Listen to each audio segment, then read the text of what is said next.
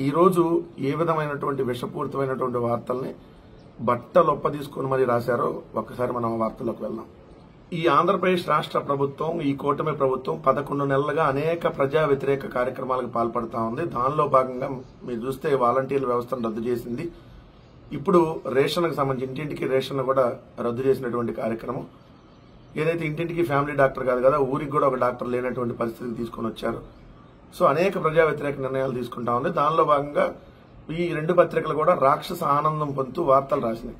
అంటే వీళ్ళకి ప్రజల కష్టాల్లో ఉంటే వీళ్ళు సుఖంగా ఉంటారు, ప్రజలు ఇబ్బందులు పడుతూ ప్రజలు దేహి అని చెప్పి అడుక్కోవాలనేటటువంటిది ఈ 2 పత్రికల ఉద్దేశం. అలానే ఈ కూటమి ప్రభుత్వం ఉద్దేశం కూడా. కాబట్టి రేషన్ వాహనాలను రద్దు చేస్తూ తీసుకున్నటువంటి నిర్ణయం మీద ఇదే ఆంధ్రజ్యోతి పత్రిక రేషన్ వాహనాలు రద్దు అని పెట్టి ఈ రేషన్ వాహనాలు పెద్ద గుదిబండ అని పెట్టారు. గుదిబండ ఈ బండి అని హెడ్డింగ్ పెట్టారు.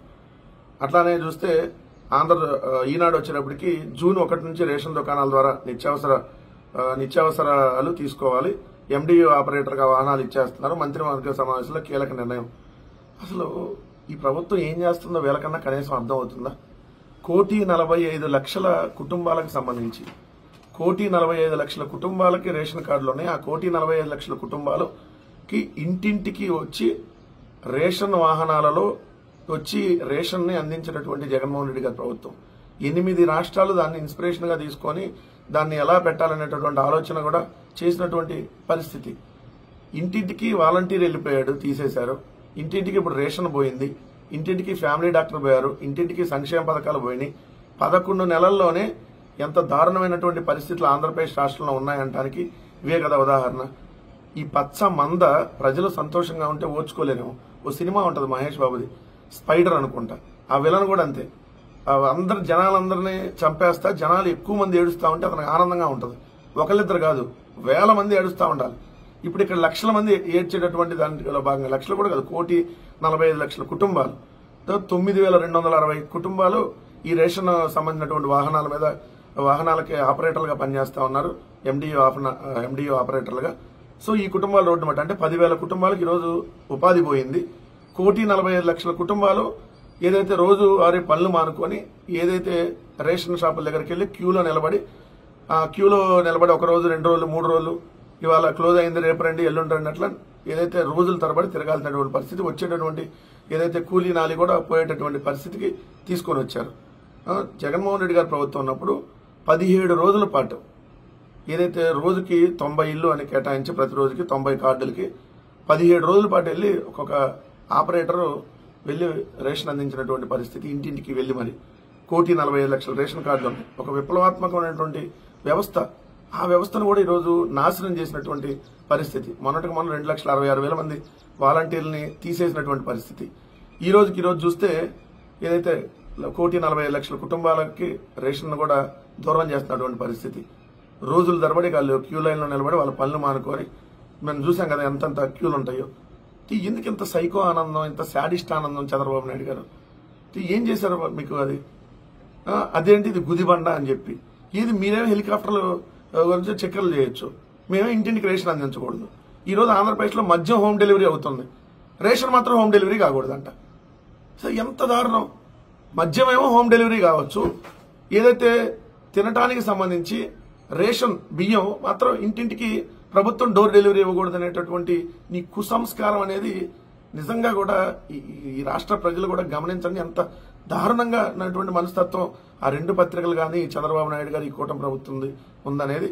ఈ రోజు రేషన్ కూడా ప్రజలకు దూరం చేసినటువంటి పరిస్థితి ఆంధ్రప్రదేశ్ లో నెలకొంది. ఆ 2 పత్రికలు మాక్సిమం అనుకోని రాస్తాయి ఒక వార్తలు.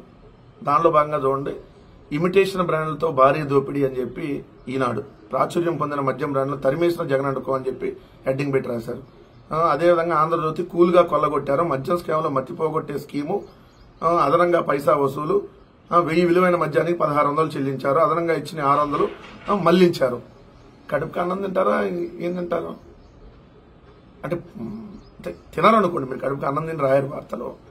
మామూలుగా అయితే మనదా నేనేమనుకున్నా అంటే మీరు పశువులకు వేసేటటువంటి పచ్చిగడ్డి ఎండుగడ్డి ఆ దానా మిశ్రమాన్ని కలిపి మిక్స్ చేసి 3 పూట్ల తిని రాస్తారేమో అని అనుకున్నా. ఇప్పుడు అది కూడా కాదు. బురదలో పందులు ఉంటాయి చూడు, ఆ పందులు ఏదైతే రోడ్డు అమ్మడి తింటాయో ఆ తినేటటువంటి మిశ్రమాన్ని చక్కగా ప్లేట్లో పెట్టుకొని రోజు 3 పూటలు తింటారనుకుంటా ఈ వార్తలు రాసేవాళ్ళు. బుద్ధి జ్ఞానం కడుపుకి అన్నం మనుషులు కాదు కదా వీళ్ళ గురించి మనం డిస్కస్ చేయడానికి. ఎక్స్ట్రా డబ్బులు తీసుకుంటే అదంతా జగన్మోహన్ రెడ్డి గారికి వెళ్ళినాయా, ప్రభుత్వానికి వెళ్ళినాయి. 100 రూపాయలు అనుకోండి మామూలుగా అమ్మేది, రేట్లు పెంచారనుకోండి, 120 రూపాయలు పెంచారనుకోండి, 120 రూపాయలు ఎవరికి వెళ్తాయి? ప్రభుత్వానికి వస్తుంది ఆదాయం. అదనంగా 20 రూపాయలు ఏదైతే ఉందో కూడా జగన్మోహన్ రెడ్డి గారికి వెళ్ళదు. కానీ మీరు ప్రజల మెదడులో విషాన్ని ఎక్కించాలి. ఇప్పుడు బెల్ట్ షాపుల రూపంలో దోచుకుంటున్నారు కదా 30 రూపాయలు 40 రూపాయలు అదనంగా, అవి ఎవరికి వెళ్తాయి? మీ తెలుగుదేశం పార్టీలకు సంబంధించినటువంటి ఎవరైతే గూండాలు రౌడీలు ఏదైతే ఈ మద్యం మాఫియాగాళ్ళు ఉంటారో వాళ్ళకి వెళ్తాయి. ఇప్పుడు జగన్మోహన్ రెడ్డి గారి ప్రభుత్వం ఉన్నప్పుడు 5 సంవత్సరాలలో మీ ప్రభుత్వంలో 70,000 కోట్ల రూపాయలు ప్రభుత్వానికి ఆదాయం వస్తే ఏది విపరీతంగా సేల్స్ పెంచినా వచ్చినటువంటి ఆదాయం 70,000 కోట్లు 5 సంవత్సరాల్లో.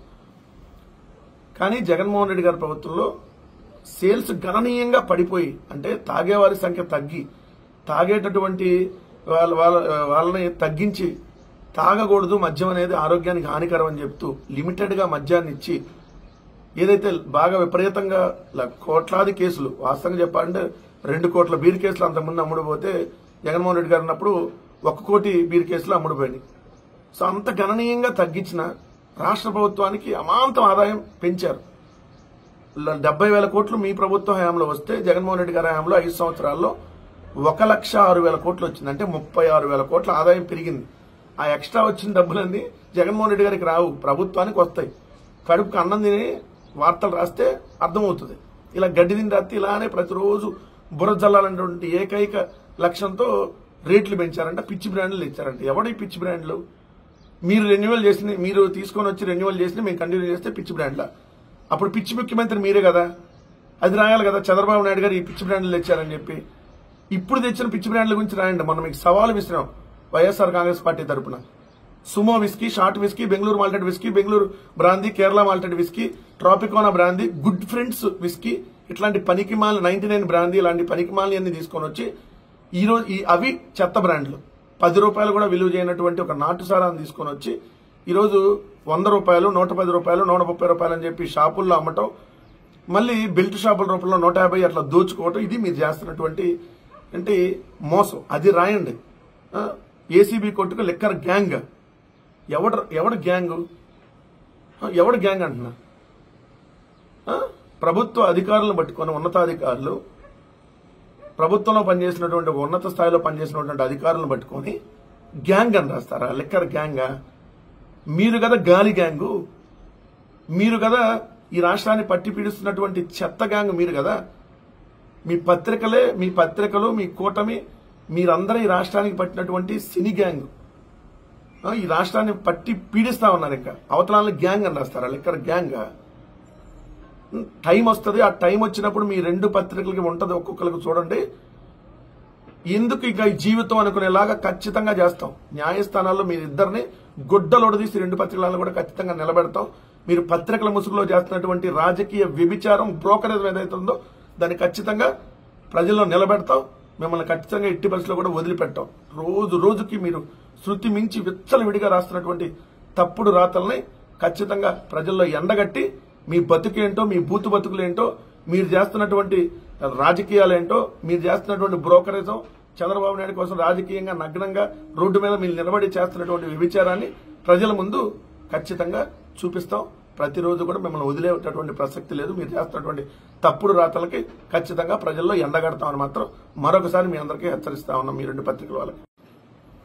ఇంకో వార్త హైకోర్టుకు సంబంధించి. హైకోర్టు నిన్న కొన్ని ఘాటైనటువంటి వ్యాఖ్యలు చేసింది. కొన్ని కాదు, చాలా ఘాటుగా వ్యాఖ్యానాలు చేస్తే దాన్ని ఆ 2 పత్రికల్లో ఎలా వాళ్ళకు అనుకూలంగా రాసుకున్నారు చూడండి.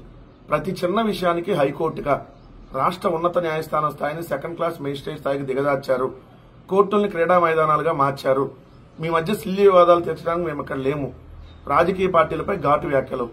వ్యవస్థ దుర్వినియోగంపై ఆగ్రహం. మళ్ళీ ఇక్కడ హెడ్డింగ్ లో వ్యవస్థ దుర్వినియోగంపై ఆగ్రహం. పిటిషనర్లో తప్పుందని తేలితే 10 లక్షల జరిమానా విధిస్తాం.